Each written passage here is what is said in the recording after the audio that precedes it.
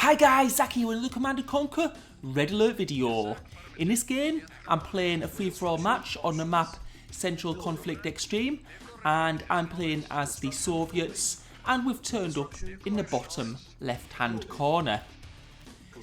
Now, the players I'm playing against I don't know much about, so anything could really happen. And I'm just going for quite a normal start at the moment. You can see that we've actually started with quite a few units already, which is quite unusual in games. I just have to hope that an allied player doesn't rush me, because usually I think they have the advantage in this situation. Now, what you'll notice around this map is that when you look at the patches of ore, there's also a lot of gems, which means we're going to be able to go for the double war factory before we build the second ore refinery. And on this map, there's also a big lake in the middle, and that can be quite dangerous if you're a Soviet player maybe, because sometimes allied players can build ships in the middle, and obviously cruisers are very damaging to buildings. So we do have to be careful of that. And at the moment I'm just trying to get as much scouting done around my base as possible. This is a free-for-all match, so basically I can be attacked from any side, so I do have to be very, very careful. And since I got quite a few tanks already, it's made life a little bit easier for me. And we can see there's actually another player at the other side of that bridge. Now, I'm not going to actually go over the bridge and try and attack them. I'm probably going to just stay at my end. And we can also destroy the bridge if we want to. And the reason is whoever goes over that bridge is going to be at a major disadvantage, because they'll sort of like be bottlenecked and they'll only be sending one unit through at a time, and that unit will just get destroyed as soon as it reaches the other side. And you can see there my missile launchers just firing on them, and I've done quite a bit of damage there. As well as the bridge, they can also come at me from the left hand side, because there is a little passage down there as well. And you can see now that I've got my 2 war factories down, I'm trying to get another ore refinery. And there is like a lot of ore around the lake in the middle, so it is quite important. You can see there I'm just now using force fire to destroy those bridges. It just means I can be attacked from less places and makes my life a bit easier. I guess it also does that for the enemy as well. And we can see Cyan there coming round with a few light tanks. I think he's just trying to do some scouting, but he's running away a bit now. And I'll just park my tanks there. I don't really want to go too far from my base at the moment, because I could be also attacked from the other side. And I am going to get some more MCVs here. And the advantage of doing that is it increases the building speed, so I'll be able to build up a bit faster. And also, what I could have mentioned earlier is that aftermath units are turned on, and what that means is you don't get any speed building bonuses after the second war factory or second construction yard. And a big mistake from Cyan, he was a bit sleeping a little bit there, and I managed to destroy all his troops that were there. Because when you're fighting, you want to be moving your troops around, and we're going to be able to do quite a bit of damage here. And now he's noticed and he's bringing back his other troops. So what I'm doing at the moment, and I shouldn't have really built that other war factory, I was there, as it's not going to give me any benefit in this game.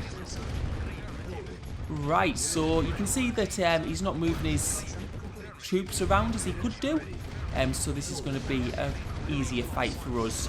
Because when troops are still, they do sustain a lot more damage than when you move them around. This is putting us in quite a good position at this time in the game. If you can kill your neighbouring player very early in a free-for-all match, what tends to happen is it gives you a lot of time to build up while the other players are fighting amongst themselves, and that's just going to play into our hands in the long run. So yeah, quite often if you can kill a neighbour, it gives you a bit of time just to build up your army, just improve your base. And we'll also be able to spread onto more ore patches, which will give us a bit more longevity. It means we won't run out of ore. It's just, you have to be a little bit careful, obviously, of course, in free-for-all matches. You don't want to spread everywhere. Otherwise, what's going to happen is everyone's going to be attacking you.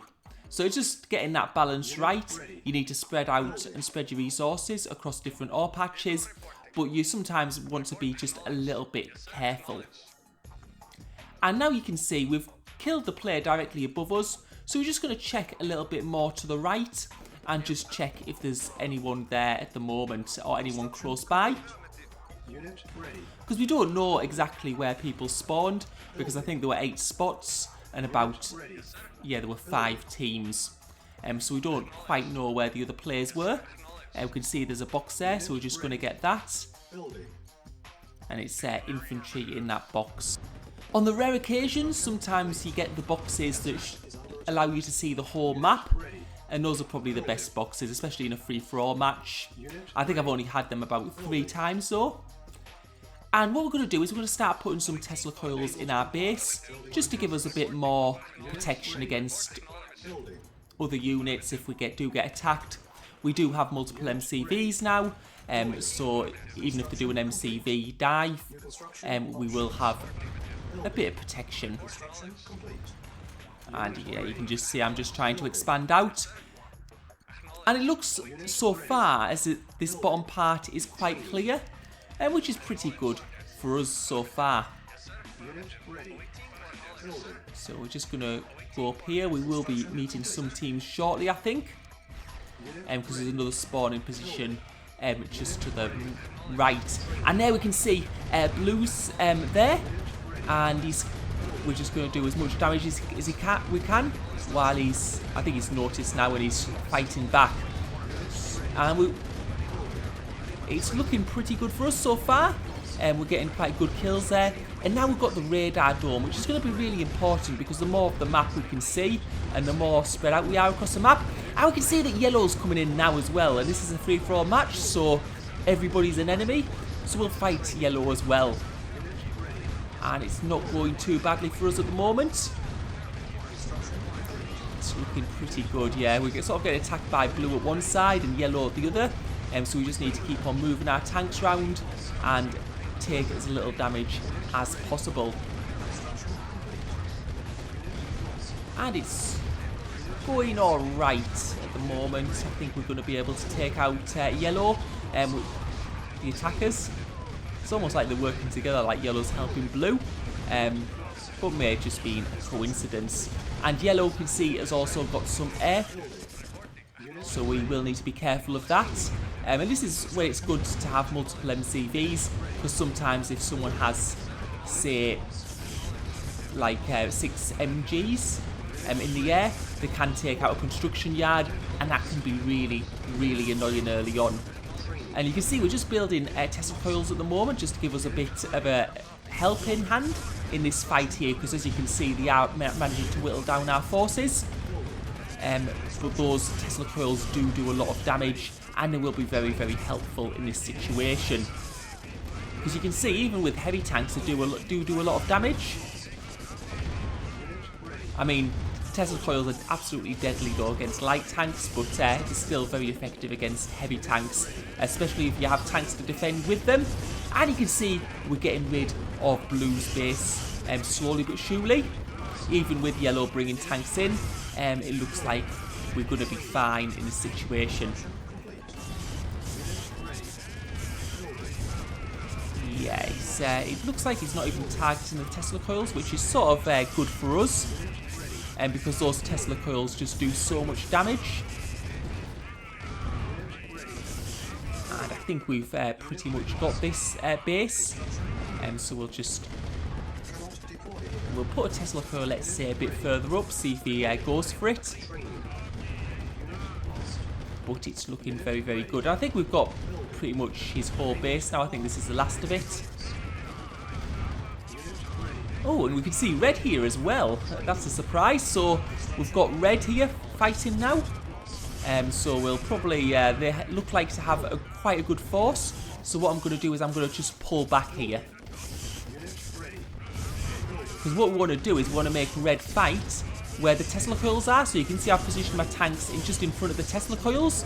He's done a smart thing though, and he's took one of the Tesla coils out first. But it's still looking alright. We're not in too bad a situation at the moment. I just need to make sure I do have some tanks surviving, and we're just going to keep on placing Tesla coils and power plants down, and it's putting us in a good position. And I really do want to get rid of this blue player as well at the same time.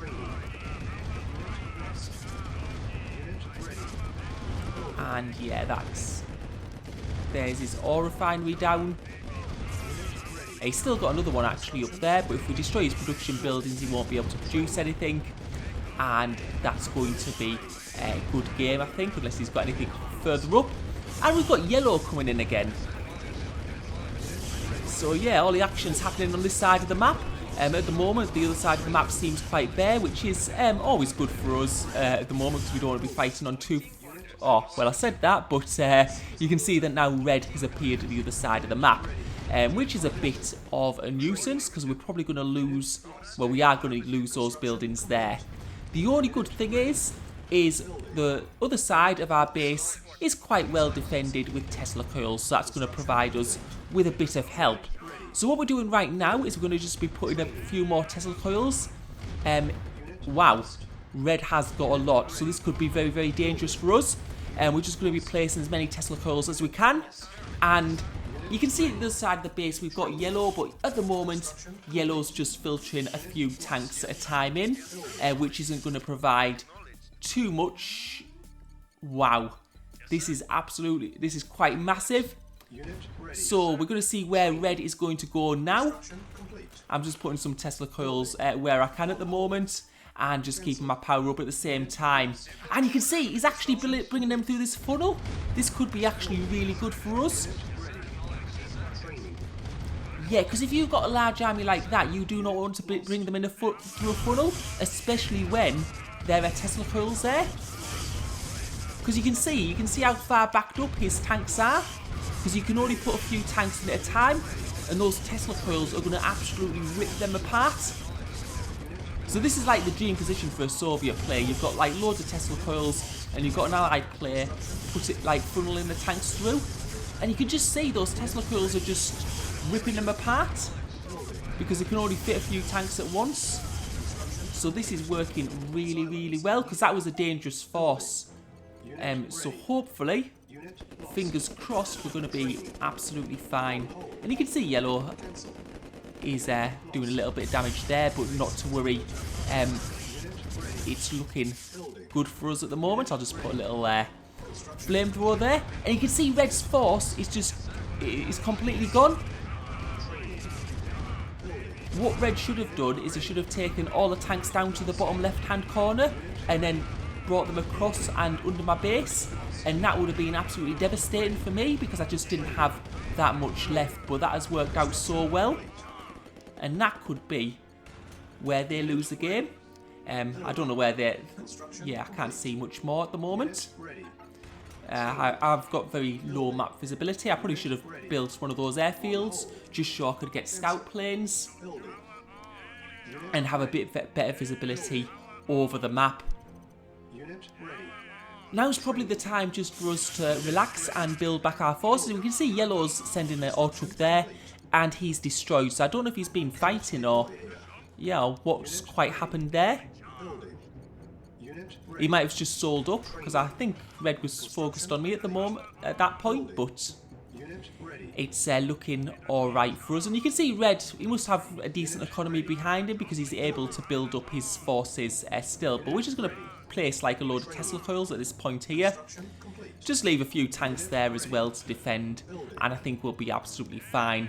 You can see it's nowhere near as big as the force he had previously. And what he's trying to do is he's trying to bring an attack from the other side. He's trying to trick, like, that was like a feint. But we do have a good defense on this side as well in terms of Tesla coil numbers, and we've got decent tank numbers as well now that we've got the war factory producing. And you can see he's going on the retreat, so it's probably time for us to just push up. It's now 1v1, I think, as the other players are out of the game.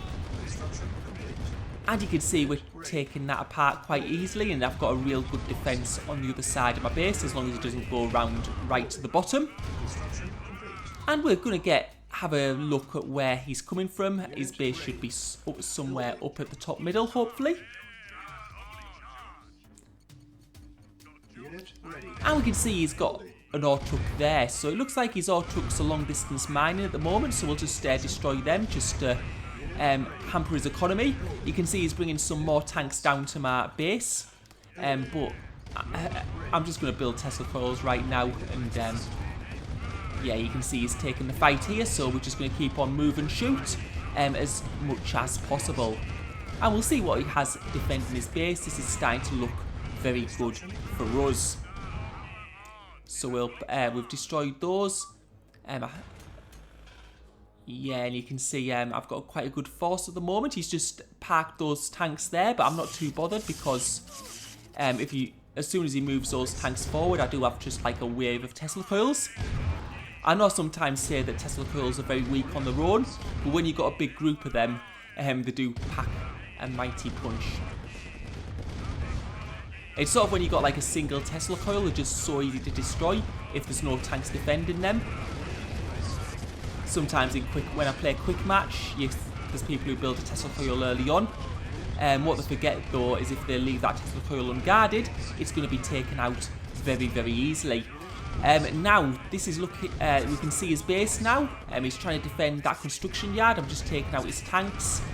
And then hopefully I'll be able to get the rest of his base. And you can see he hasn't got any base defences, so it's not, we just have to fight the tanks. And they look like they're going down now. I will take out his construction yard. I'm not sure if he's got any other construction yards. He might have. And you can see he's bringing those tanks, and you can see those tanks he's brought forward have just been eviscerated by my Tesla coils. And it's a good game. Thank you for watching. Hope you enjoyed the video.